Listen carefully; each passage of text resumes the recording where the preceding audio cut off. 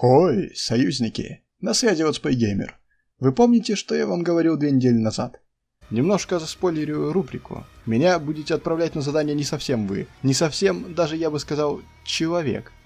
Так вот, этот момент настал. Новая рубрика на канале, и называться она будет «Рандом всегда прав». В интернете я не встречал аналогов этой рубрики, так что считайте это эксклюзивом моего канала. Что же это за рубрика? Что там будет и зачем она? Я вам все объясню. Для этого же и создавался данный ролик, да? Все просто. Для того, чтобы разбавить контент на канале. Вот смотрите, я прохожу какую-нибудь длинную игрушку. Очень долго прохожу. Люди, которым эта игра не интересна, просто не смотрят и страдают от дефицита контента. Ведь пока игра не будет пройдена, следующая на канале не появится. И эта рубрика решит эту глобальную проблему. Прикол в том, что все условия в данных играх будет выбирать рандомайзер. От персонажа до даже пути прохождения. По факту, эта рубрика существует уже давно, но только для меня. В свободное от видосов время я беру любую из этих игр и с помощью рандомайзера выбираю условия. Да, я странный, но я могу это объяснить. Самый интерес в том, что может выпасть все что угодно, даже дикий хардкор. Как, например, в какой-нибудь стратегии, где выпадает против тебя 6 ботов с максимальным количеством ресурсов, а у тебя... да.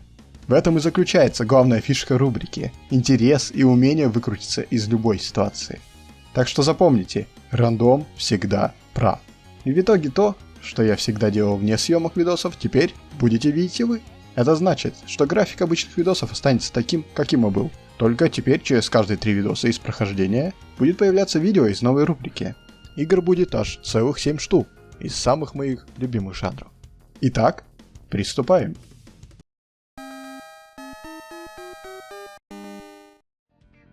Ну конечно же, начинаем с битэмапа. Первая игра Streets of Rage 2, но хакнутая для игры за всех персонажей, от рядового Гарсия до Шива. Что будет рандомиться?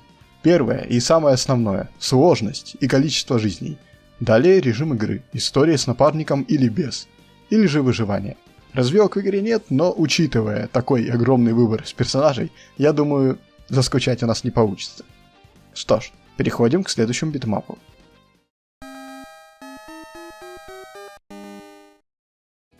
Тут огромное количество всего, что можно рандомить. Сложность, количество жизней, даже черт возьми тип камеры. Глобальные условия типа 2х босса, тип компьютерного напарника и самое удивительное – путь прохождения. 4 пути в оригинальной игре и 3 пути модификации, в которую я на постоянке играю. Сюжет из моей любимой Golden Axe. Случайный персонаж, даже моды на боссов, лично знаком с автором модификаций. Так что ждите пополнения. И, естественно, рандом развилок внутри каждого из путей. Жесть! Думаю, это будет весело.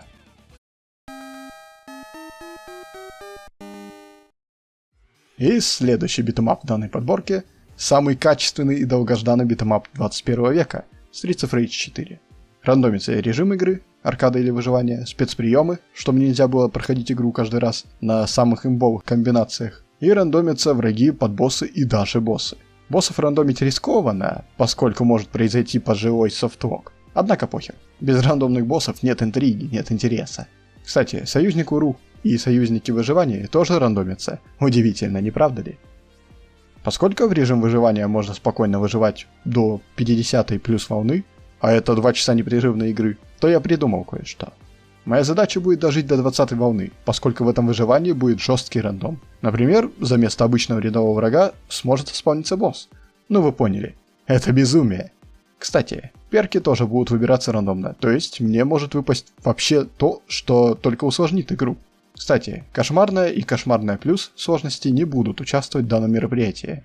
Просто слишком надолго затянется прохождение из-за огромного количества врагов.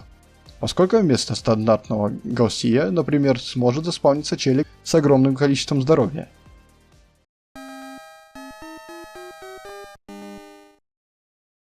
Ну куда же мы без моего самого любимого битэмапа?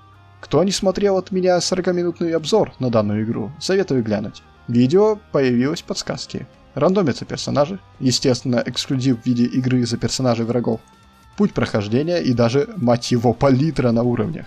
Ну и сложность, конечно же. А теперь переходим к следующим играм, уже из другого любимого мной жанра – стратегии.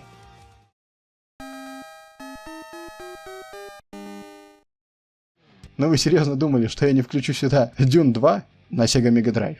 Что ж тут можно рандомить, спросите вы. Рандомится выбор рома, их очень много, все возможные хаки, которые есть на данный момент. В хаках есть выбор сложности, тоже будет рандом перед каждой новой миссией. Тем самым всегда будет интерес.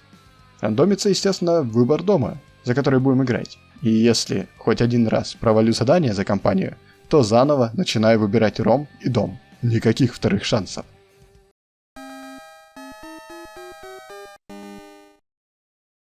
Ну конечно же, куда же мы без DOS Дюны? Это ее усовершенствованная версия. Случайная карта, союзники, дом и даже рандомное количество начального капитала каждого из домов. Тут стоит ограничение 18 войск от каждого из домов, чтобы ракетные пушки имели вес в обороне. Поскольку тут, в отличие от Sega версии, они хиленькие. Кстати, карты я создавал с помощью рандомайзера, их много, и они частенько будут пополняться. Ах да, забыл сказать, во всех этих стратегиях я буду играть на оригинальном обзоре камеры, так сложнее и интереснее.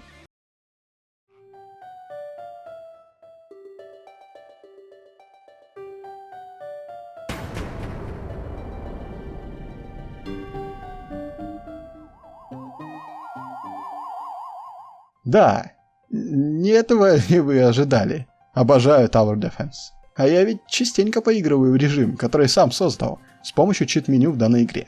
Теперь я смогу показать вам свое творение. Versus мод для ПК-версии PvZ. Забавно, да? Что происходит в чит-меню, я объяснять не буду, слишком долго. Однако, расскажу, что будет рандомиться. Сторона, за которую я буду играть. Растение или зомби. Далее, рандом зависит от стороны. Слоты от 2 до 10. Бан растений от 0 до 5. Что заставляет тебя выдумывать тактики на ходу, а не пользоваться имбовыми. Рандомная локация и музыка в ней. А также случайное количество зомби в данном матче. Тоже от 2 до 10. И естественно рандом типа выживания. Простой, сложный. Зомби. Личный слот управления зомби от 1 до 4. Зомби, что будет помогать мне спамнить компьютер, от 1 до 6. Да, по сути versus режим против растений. Но в кооперативе с компьютером. Забавно, да? Кстати, тут будут присутствовать газонокосилки, которых нет в оригинальном «Я зомби». Естественно, случайная локация со случайной музыкой. Локации типа бассейн исключены из-за багов, к сожалению. Ограничение. Лимит солнца 400. Это усложняет игру за зомби и заставляет быстрее думать, пока солнышки не пропали. И ограничение в виде спавна мною только одного зомби сразу после спавна зомби от лица компьютера. Исключение, когда солнце забито на максимум, а дополнительные солнышки вот-вот пропадут. Можно тогда использовать больше зомби. И самое важное, зомби дается всего 10 минут, чтобы победить. Иначе все, гейм овер. Почему именно 10?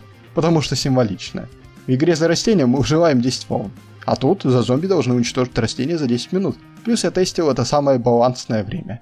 И последнее, будет рандомиться расстановка растений из бесконечно, либо же из других уровней Я зомби. Кстати, со временем в данных играх будут появляться обновления по части рандома.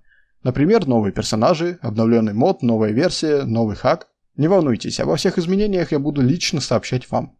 Ну что ж, вроде ничего не забыл упомянуть. Напишите, что думаете по этому поводу. А с вами был Let's Play Gamer. И помните, рандом всегда прав.